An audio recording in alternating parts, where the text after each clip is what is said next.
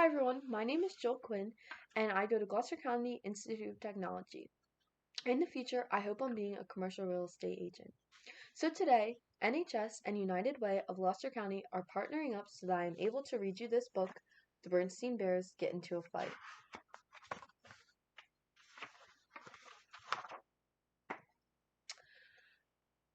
Most mornings in Bear Country, the sun rose to greet the day and the mockingbirds sang their copycat song outside of a window at the bear's treehouse.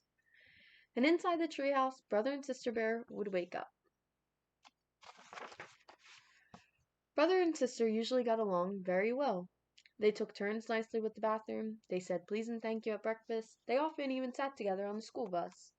And after school, they worked together happily on their own very special project, a backyard treehouse. But one gray morning, brother and sister didn't get along very well at all. Maybe it was the weather, or maybe it's because the mockingbird slept in late, but whatever it was, brother and sister bear got into a big fight. Sister Bear opened her eyes and stretched, then she sat up and let her legs dangle over the edge of the bed, right into Brother Bear's face. She didn't do it to be rude, it was just one of those things that happens with bunk beds. But that morning, Brother was not in a very good mood. "Sister!" he shouted. "Get your dopey feet out of my face!" "My feet aren't dopey, and they're not in your face," she shouted back. "Get your dopey face out of my face," said Brother. "You shut up," snarled Sister. And before Brother could answer, she skipped into the bathroom ahead of him. She took a very long time, brushing her teeth, washing up, brushing her fur. "You better come out of that bathroom!" shouted Brother, banging on the door. "Brother Bear," said Papa, coming out of his bedroom, "you know better than to shout at your sister." "But she's taking too long in the bathroom," complained Brother, "and she's doing it on purpose." When Brother raised his fist to bang on the door again, it opened, and out came Sister, all spruced up. "Good morning, Papa," she said, "as nice as you please." "Grr," said Brother. Brother and Sister didn't say please and thank you that morning at breakfast, 'cause they weren't speaking to each other, and they didn't sit together on the school bus. Sister sat in the front, and Brother sat in the back. That afternoon, they made a line down the middle of their backyard treehouse to show which half was whose, and it wasn't very much fun sitting up there, not speaking.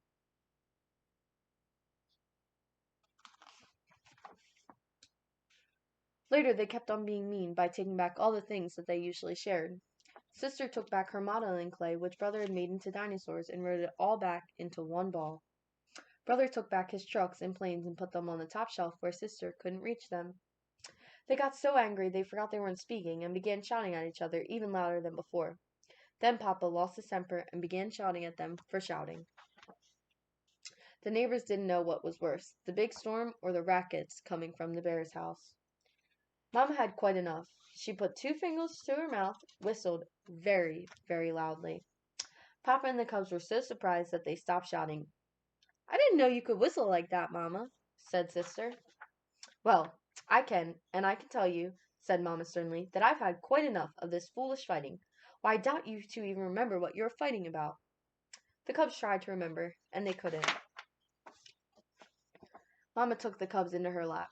"Everybody gets into arguments once in a while," she said, "even folks who love each other very much." "You and I don't get into arguments," said Papa. "Oh, yes, we do," said Mama. "No, we don't," argued Papa. "We're having an argument right now about not having arguments."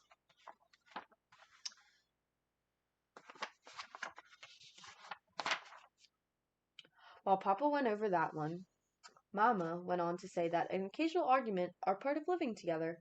We even get angry and call each other names, and we say things we don't really mean, and after a while, it's over. "Like the storm?" asked Sister. The rain had almost stopped, and the sun began to shine through the clouds. "Yes," said Mama, "like the storm."